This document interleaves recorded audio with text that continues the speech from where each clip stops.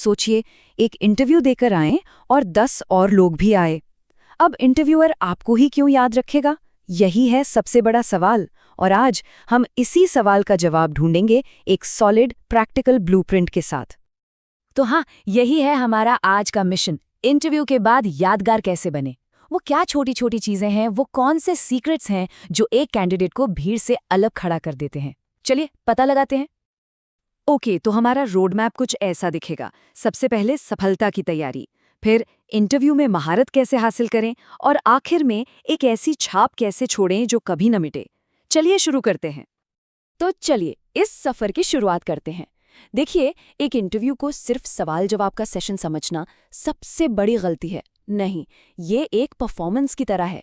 एक स्टेज है जहां आपका पहला और आखिरी इंप्रेशन ही सब कुछ तय कर देता है। और ये परफॉर्मेंस इंटरव्यू वाले दिन शुरू नहीं होती। जी नहीं, एक यादगार इंप्रेशन की कहानी तो इंटरव्यू रूम में कदम रखने से बहुत बहुत पहले शुरू हो जाती है। तैयारी के स्टेज पर, यहीं पर सफलता की नींव रखी जाती है। पहली tip, dress smart not loud. कहते हैं ना, first impression is the last impression. और आपके कपड़े बिना कुछ बोले ही बहुत कुछ बोल जाते हैं।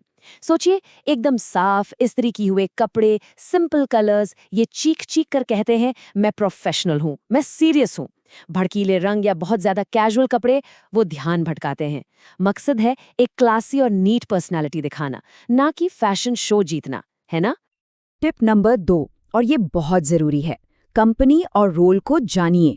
जानते हैं इंटरव्यूअर को सबसे ज्यादा क्या इंप्रेस करता है? जब कोई कैंडिडेट अपना होमवर्क करके आता है। कंपनी की वेबसाइट को खंगालिए, हल्की खबरें पढ़िए और जॉब डिस्क्रिप्शन को तो मानो घोल कर पी जाइए। जब आप अपनी बातों में इन चीजों का जिक्र करते हैं ना, तो ये सीधा मैसेज देता है, मैं यहाँ सिर्फ एक जॉब के लिए नहीं आया हूँ, मुझे सच में इस कंपनी और इस रोल में इंटरेस्ट है।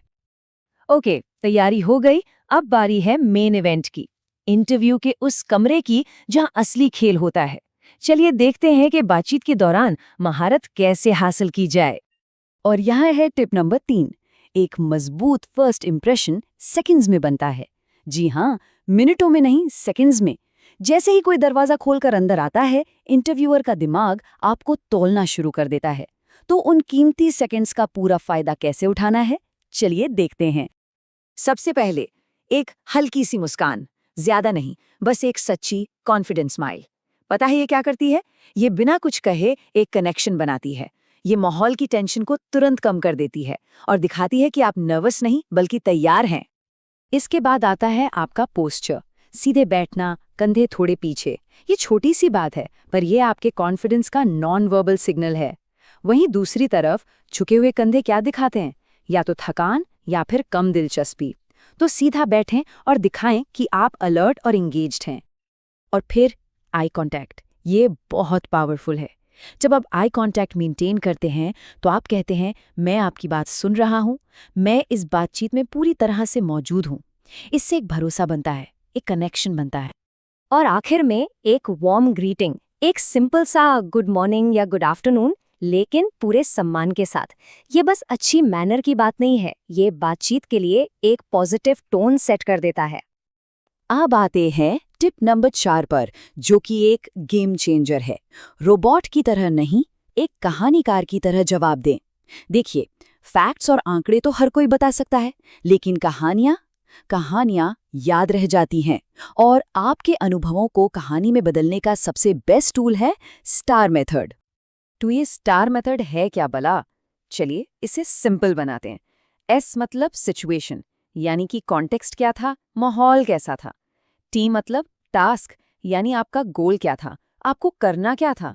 ए मतलब एक्शन, यानी आपने उस गोल को पाने के लिए क्या क्या कदम उठाए। और सबसे जरूरी आर मतलब रिजल्ट, यानी आपके एक्शन का नतीजा क्या निकला। चलिए एक उदाहरण लेते हैं। मान लीजिए इंटरव्यूअर पूछता है किसी मुश्किल सहकर्मी के साथ काम करने का अनुभव बताइए। अब एक रोबोटिक जवाब होगा, हाँ मैंने किया है। लेकिन एक स्टार जवाब कैसा होगा?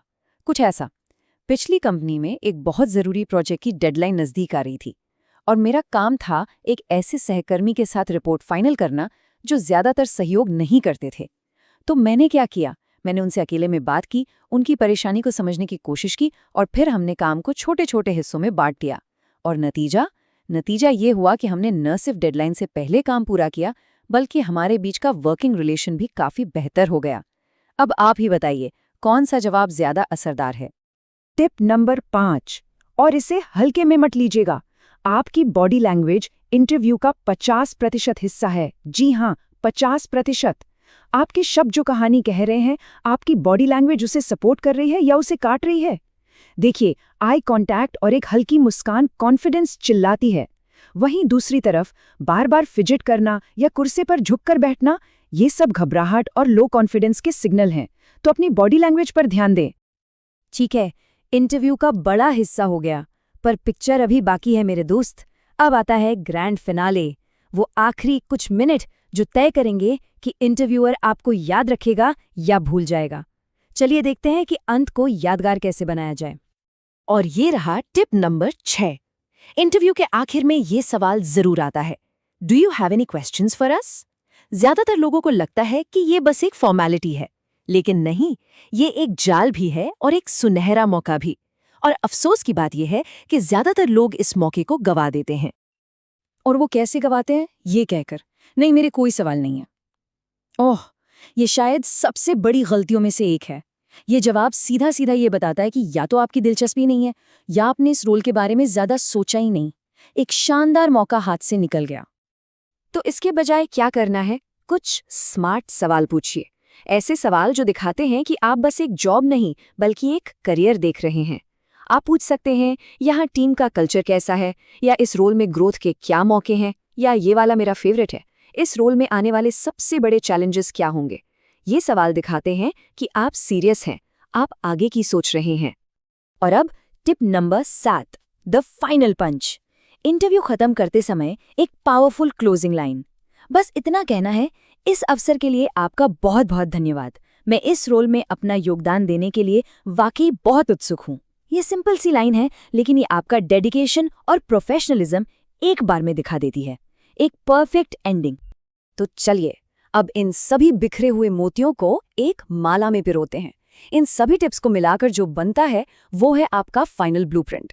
एक ऐसा 7 पॉइंट प्लान जो आपको यादगार बनाएगा। तो ये रहा वो ब्लूप्रिंट। याद रखिएगा, एक दमदार first impression, smart dressing, company की पूरी जानकारी, कहानी की तरह जवाब देना, पॉजिटिव बॉडी लैंग्वेज, स्मार्ट सवाल पूछना और आखिर में एक पावरफुल क्लोजिंग लाइन। बस यही है आपका पूरा गेम प्लान। अगर इन 7 पॉइंट्स पर काम किया जाए तो इंप्रेशन सिर्फ अच्छा नहीं होगा, वो यादगार होगा। इंटरव्यूअर के दिमाग में आपकी एक छाप रह जाएगी। तो अगली बार जब आप किसी इंटरव्यू के लिए तैयार हों, तो खुद से बस एक सवाल पूछें, मेरा ये इंटरव्यू मेरी कौन सी कहानी बताएगा।